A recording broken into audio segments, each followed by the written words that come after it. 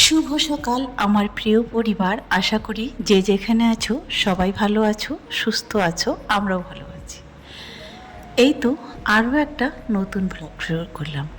তবে আজকের ব্লগটা অন্যরকম, যেটা নিয়ে কালকে কথা বলেছিলাম সেটাই। ঘুম থেকে উঠে সকাল সকাল কালকে যে গাছগুলো আনা হয়েছে সেগুলো নিয়ে চলে এলাম জমিতে। আমার বাড়ির পাশেই জমিটা, বেশি দূরে না, কয়েক পা হাঁটলেই। তোমরা তো দেখেছো তাই না? হ্যাঁ। তো কাল তোমাদের বলেছিলাম সকাল সকাল গাছ লাগানো হবে, তাই এই তো এখন হচ্ছে রাতের বেলা। গাছগুলো আনতে আনতে আমাদের কিন্তু অনেক দেরি হয়ে গিয়েছিল, যেটা তোমাদের বলেছিলাম যে গাছ দেখতে তুলতে আমরা তো গিয়েছিলাম অল্প বেলায়, তার মধ্যে এত কিছু করতে করতে আমাদের অনেকটাই দেরি হয়ে গেছিলো। তো ফাইনালি গাছগুলো নিয়ে ওইখানে রেখে দিয়েছি আর চলে এসেছি টোটো নিয়ে এইখানে এই খুঁটিগুলো আনতে। সিমেন্টের যে খুঁটিগুলো হয় সেগুলো লাগাতে হবে। ওই যে বলেছিলাম গাছগুলো লাগিয়ে দিলে তো আর হবে না, চারিদিক থেকে বেড়া দিতে হবে, সিমেন্টের খুঁটি দিতে হবে। খুঁটি মোটামুটি 18টা না 19টা বললো, ঠিক মনে পড়ছে না এই মুহূর্তে। তবে 2-3 পাশে দিতে হবে, এক পাশে দিতে হবে না। এক পাশটায় তো আমার দেওরটা লাগিয়েছে, সেটা দিয়ে হয়ে যাবে। পাশে যে অপর প্রান্তে ছিল সেটা দিতে হবে, আর সামনে পিছনে দুদিক দিয়ে দিতে হবে। আমি এখানে দাঁড়িয়ে আছি আর রিয়ার বাবা এই তো সবাই মিলে খুঁটিগুলো টোটোতে তুলছি। দেখতে দেখতে কিন্তু সন্ধ্যা হয়ে আসছে, অন্ধকার হয়ে আসছে। বাড়িতে ফোন করেছিলাম, তো রিয়া রাজিয়া বাড়িতে আছে। তারা বলল যে রিয়া নাকি লঙ্কা তুলতে গিয়েছে আর রাজিয়া ঘরে আছে, ওর একটু শরীরটা খারাপ, তাই ও ঘরেই আছে।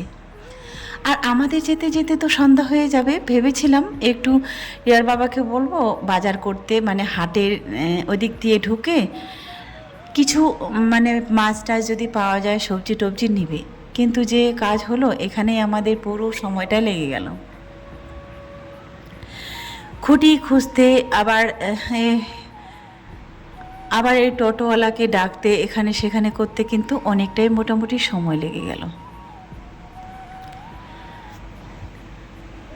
আমরা যেখানে খুঁটিগুলো নিচ্ছি এটা কিন্তু 34 নম্বর জাতীয় সড়কের সামনে। এটাকে দুর্গাপুর থেকে একটু আর কি দক্ষিণ দিকে আসতে হবে সেই জায়গাটা। এই রাস্তাটা দেখলে এত সুন্দর লাগে, অপূর্ব রাস্তাটা দেখলে মন ভরে যায়।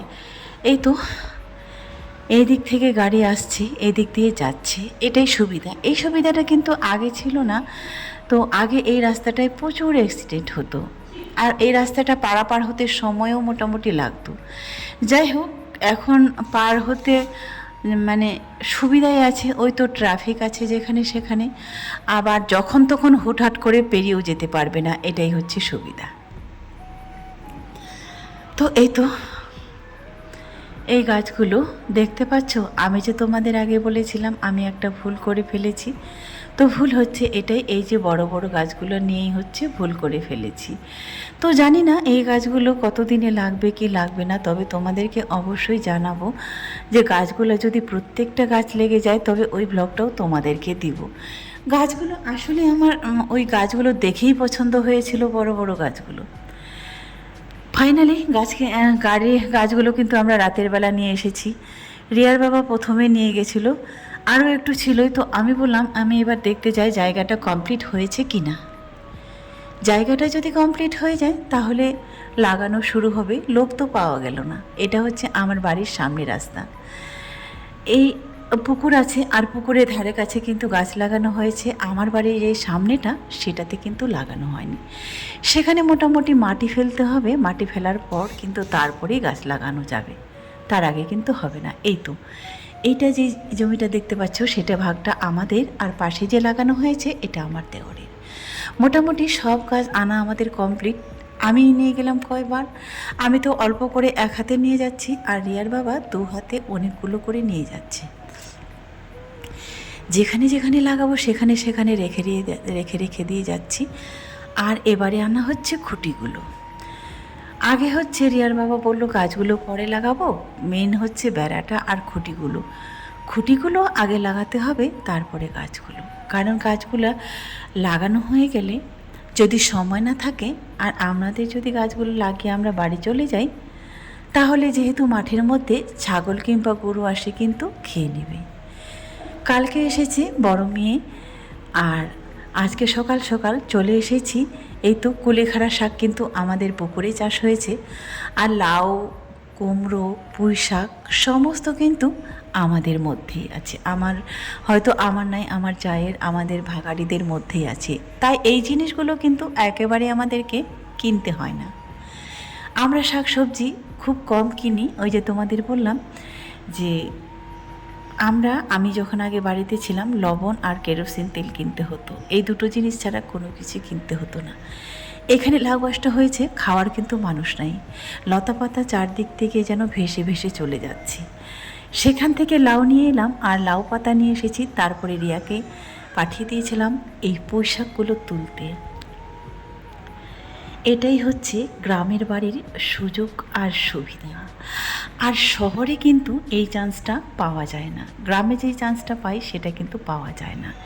এই তো হুট করে নিয়ে চলে এলাম, তুলে আর রান্না হয়ে গেল। এটাই হচ্ছে সুবিধা। আর শহরে থাকতে গেলে তোমার হাতে যদি পয়সা না থাকে, তাহলে তোমার ঘরে রান্নাই বসবে না। 10 টাকা দিয়ে হোক, 5 টাকা দিয়ে হোক, তোমাকে কিন্তু বাজারটা মোটামুটি করতেই হবে। বাজার ছাড়া কিন্তু রান্না হবে না। হ্যাঁ, এটাই ছিল আমার জীবন, আগের জীবন। বাড়িতে যখন ছিলাম, ওই তো বললাম একটু আগে, আমাকে কোনো কিছুই কিনতে হতো না। তবে তোমরা এবার বলতে পারো, এত সুখের জীবন ছেড়ে কেন শহরে পাড়ি জমিয়েছিলে? তোমার সুখের সাম্রাজ্য ছেড়ে কেন চলে আসলে? এটা তো বলারই কথা। আমি মনে করি আমার সব থেকে যেটা সর্বস্ব সুখ আর শান্তি, সেটা হচ্ছে আমার সন্তানেরা। তারা যদি মানুষের মতো মানুষ হয়ে ওঠে, আর কিন্তু আমার এই সুখটা লাগে না। সামান্য একটু নুন ভাতেই আমি অনেকটা শান্তি পাবো, যদি তাদেরকে মানুষের মতো মানুষ করতে পারি। আর কিচ্ছু লাগে না। গাছ লাগাতে লাগাতে আমাদের কিন্তু মোটামুটি পুরো দিনটাই আজকে লেগে যাবে। এই হচ্ছে আমাদের বাড়ির বাচ্চাগুলো। এই পুকুরটায় স্নান করছে এখন। রিয়া একটু ক্যামেরা করে নিয়েছে। ওরাই বলছিল, দিদি আমি স্নান করছি, আমার একটু ভিডিও করে দেবে। তাই রিয়া আর কি ভিডিওটা করে নিল, ক্যামেরাবন্দি করে নিল। তো তিনজনেই কিন্তু আমার দেওরের একটা ভাসুরের, একটা দেওরের, দুটো ভাসুরের বাচ্চা। এরাই হচ্ছে এখানে স্নান করছে। ওই তো বললাম, প্রায় বলি, বাচ্চাগুলোও যদি সারাদিনে খেলা করে, লাফঝাপ করে, স্নান করে, ঘোরাঘুরি করে আমাদের জায়গায় করতে হয়, ইনশাআল্লাহ সেটুকু আমাদের ওপরওয়ালা দিয়েছে। কারো জমিতে কিংবা কারো বাগানে কিংবা কারো কোথাও খেলতে যায় না। এই তো সারাদিনে যে এরা খেলা করবে আমাদেরই জায়গাতে। চোখ জুড়ে যত দূর দেখতে পাচ্ছ, তত দূরই কিন্তু আমাদেরই এরিয়া, আমাদেরই জায়গা। তবে তোমাদের আগেও বলেছি, সুস্থসম্মত দুইজনের সিদ্ধান্ত নিয়ে আমরা বাচ্চাগুলোকে নিয়ে পাড়ি জমিয়েছিলাম এই মেদিনীপুর শহরে তাদের পড়াশোনার জন্য। সেজন্যই কিন্তু বাড়ি ছেড়ে আসা হয়েছিল। তারপরে মাঝখানে জীবনটা তো যতটা এলোমেলো হয়ে গেছিল, সেটা তো তোমরা পুরোটাই দেখলে। একটা নয়, দুটা নয়, 10টা বছর কিভাবে কাটিয়েছি। এই 10 বছর পর আবারও ফিরে গেলাম সেই নিজের ঠিকানায়। সেটা হয়তো তোমাদের সামনে পুরোপুরি না বলতে পারলেও তোমরা আশা করি বুঝে যাও। আমি আগেও বলেছি, এখনও বলছি, সব কথা আমি প্রাইভেট রেখে দিয়ে কিছু কিছু যেটা প্রাইভেট করে রাখতে হয় ততটাই রাখি, আর যেটা পাবলিক করতে হয় ততটুকুই করি। দেখো, এটা হচ্ছে সোশ্যাল প্ল্যাটফর্ম, তাই সব কিছুই না শেয়ার করাই ভালো। যতটুকুই তোমরা দেখতে পাও আর যতটুকু বলতে পারি চেষ্টা করি তোমাদেরকে বলার। তো আজকের মতো শেষ করছি। সবাই ভালো থাকবেন।